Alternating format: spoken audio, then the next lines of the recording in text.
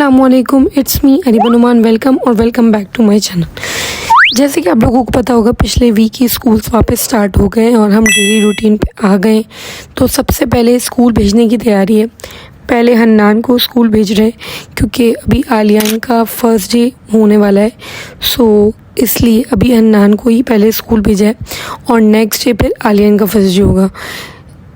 जो लोग मेरी वीडियो में या फिर मेरे इंस्टाग्राम वगैरह पे मेरे साथ इंगेज है, उन्हें पता होगा कि आलियान स्कूल जा चुका है और हन्नान और आलियान दोनों का स्कूल दोनों डिफरेंट है। क्योंकि हन्नान का स्कूल जो है ना वो मिसेस अहमद है और आलियान का स्कूल होराइज़न है। और जो लोग मेरे यूट्यूब चैनल को बहुत टाइम से फॉलो कर रहे हैं, यानी मतलब वो मेरे सब्सक्राइबर हैं, तो उन्हें पता होगा कि हन्नान कौन से स्कूल में जाता है, क्योंकि मैंने वो व्लॉग भी डाला था जिसमें हन्नान फर्स्ट टाइम स्कूल गया था।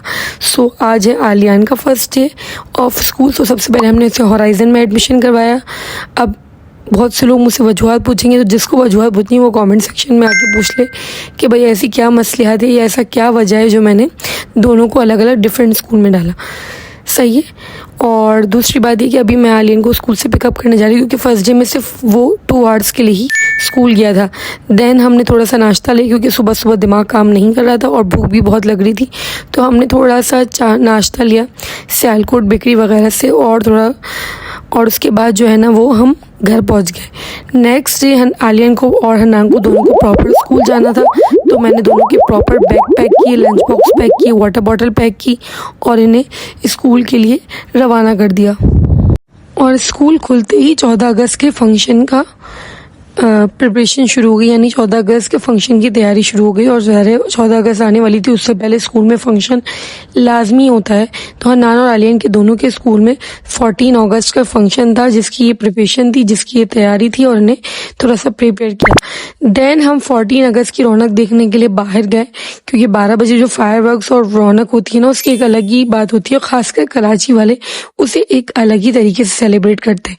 तो यह हमने आई चंडीगढ़ रोड पे बहुत सी सेलिब्रेशंस देखी, बहुत सी मतलब लाइट्स वगैरह लाइटिंग हुई हुई थी, फायरवर्क्स हो रही थी और लोग जो है ना वो अलग अलग जगह रौनक लगा के बैठे हुए थे। ये नहीं था कि सिर्फ कराची में एक ही प्लेस पे रौनक, पूरा कराची माशाल्लाह से सजा हुआ था। मैं इस बात से इत्तेफाक करती हूँ कि हमारा जो सिस्टम है ना वो काफ़ी बुरा है। यानी मतलब यहाँ पर जो है ना वो लोगों को जल्दी पकड़ा नहीं जाता, लोगों के बारे में किया नहीं जाता, यानी मतलब लोगों को इंसाफ नहीं दिया जाता। बट ये सब अपनी जगह, लेकिन हमें अपनी कंट्री से बहुत मोहब्बत है, हमें पाकिस्तान से बहुत मोहब्बत है, क्योंकि पाकिस्तान ये वो मुल्क है जो हम आज़ादी से यहाँ रह सकते हैं। एक जनरेशन का पार्ट अगर आप किसी चीज़ पे देखें ना, तो कोई चीज़ अच्छी भी होती है और कोई चीज़ बुरी भी होती है। सब चीज़ें इक्वलिटी नहीं होती। अगर पाकिस्तान में कुछ अच्छाई है तो कुछ बुराई भी है, और कुछ बुराई है तो ऐसा नहीं कि सब बुराई है। अच्छाई भी है कि हम आज़ादी से इस मुल्क में घूम सकते हैं, मतलब हम आज़ाद हैं। हम किसी अंग्रेज़ों की गुलामी नहीं कर रहे, कि हम किसी और के गुलामी में नहीं है। हाँ, वो अलग बात है कि हमारा थोड़ा सा सिस्टम अलग है, यानी हमारे थोड़े सिस्टम में मसला है, बट ये नहीं है कि हमारे पूरे पाकिस्तान में मसला है। अगर हम चाहें तो इसे बेटर कर सकते हैं, यानी हम खुली फिजा में आज़ादी से घूम सकते हैं, ये भी एक आज़ादी ही है। मैं एक व्लॉग बना सकती हूँ फ्रीडमली, ये भी मेरे लिए एक आज़ादी है। मैं घूम सकती हूँ, आउटिंग कर सकती हूँ, ये भी एक आज़ादी है। मैं पढ़ सकती हूँ, ये भी एक आज़ादी है। मैं जानती हूँ पढ़ने की जगहों पे आजकल जिस तरह का माहौल हो रहा है, लड़कियाँ बच्चे सब महफूज नहीं है, कहीं रेपिस्ट घूम रहे हैं, कहीं कुछ है, कहीं कुछ है। खैर, मैं इन सब चीज़ों में पढ़ना नहीं चाहती, क्योंकि जितना आप बुराइयों को याद करेंगे ना वो उतनी बढ़ेंगी। मैं ये नहीं बोल रही कि आप इनके खिलाफ एक्शन मत लें या इनको इग्नोर कर दें, नहीं, इग्नोर मत करें, बट जितना आप बुराइयों के बारे में बात करेंगे ना उतनी ही बुराइयां खुलेंगी। मुझे लगता है लोगों ने ज़्यादा बुराइयां शुरू कर दी है एक्सप्रेस करने की बजाय अच्छाई। जितनी हम अच्छाई भी एक्सप्रेस कर सकते हैं ना, हमें करनी चाहिए। ये नहीं कि हम अपनी ही कंट्री को तबाह बर्बाद करें, यानी पूरे मुल्क में हम इंस्टाग्राम के थ्रू, फेसबुक के थ्रू बता रहे हैं कि भाई हमारा मुल्क यूँ है, यूँ है, यूँ है। यानी जो हमारे मुल्क को कुछ बेटर अच्छा भी समझना चाहता है ना, वो भी नहीं समझ पाता, क्योंकि उसे लगता है कि इस मुल्क में खराबी है। जितना हो सके हमें अच्छाई फैलानी चाहिए अपने मुल्क की through, Instagram through, social media, मतलब किसी भी सोशल मीडिया के प्लेटफॉर्म से। मेरे ख्याल में अपनी कंट्री के लिए कोई भी बुराई मत करें, क्योंकि जैसा भी है ये हमारा पाकिस्तान है और हम ही इसे अच्छा बनाना है और हम ही इसके लिए अच्छाई स्प्रेड कर सकते हैं। चले आ जाते हैं अपने व्लॉग की तरफ। सबसे पहले जो है ना उसके बाद हमने नेक्स्ट डे जो है ना वो कोयला कढ़ाई हाईवे पे अपना डिनर अटेंड किया और देन नाना लियन के लिए टेंट हाउस लाई थी मैं। तो उस टेंट हाउस की ओपनिंग थी, यानी उनको बड़ा टाइम से शौक हो रहा था कि हम टेंट हाउस में प्ले करें और उनके पास एक टेंट हाउस नहीं था। सो मैंने उनके लिए recently tent house new buy किया और इसके बाद हम हैदरी गए क्योंकि हमें यहाँ पर जो है ना वो थोड़ी सी शॉपिंग भी करनी थी और हमने देखा कि यहाँ पर 300 रुपीज में जो है ना वो परमानेंट ब्रेसलेट हो रही थी।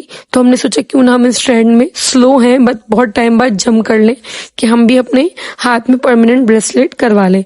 बट मुझे ऐसा नहीं लगता कि इसका कोई फायदा है, क्योंकि अगर आप नॉर्मल ब्रेसलेट को भी परमानेंट पहन लें तो वो परमानेंट ही हो जाएगी।